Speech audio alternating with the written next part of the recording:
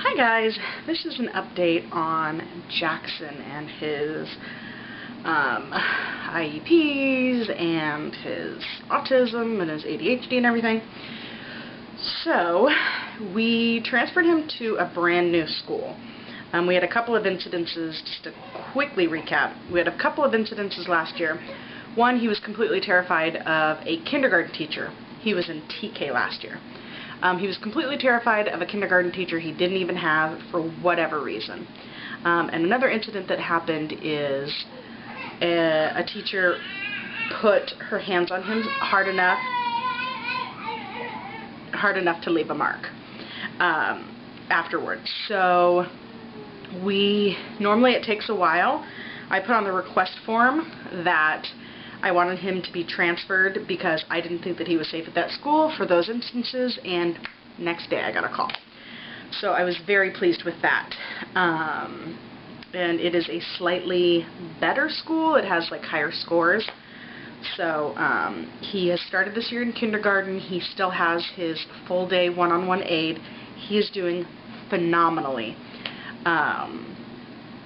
He is in the high reading group. He is reading already. He can count to 100. He can count by tens. We're working on counting by twos. And he is being excellent behavior inside of school. He has had a couple of incidences where he didn't get his hand stamp for the day. All the kids, if they have good behavior for the day, get a hand stamp. So it's nothing special for him necessarily. And there I think have been 3 days where he didn't get a hand stamp. But otherwise, he is flourishing at this new school. He's doing so amazing. And we just had his IEP meeting. They completely took out his, I guess he was getting RSP is what they called it, but under my understanding is he was receiving kind of social skills classes with his one-on-one last year.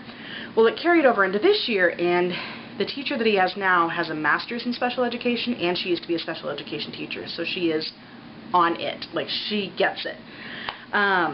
So she says that it's not going to do him any good. He really needs the time in the class to learn the social skills and be successful that way. I was perfectly okay with that, so he gets no 30-minute pull-outs every day for social behavior classes because he's doing so great.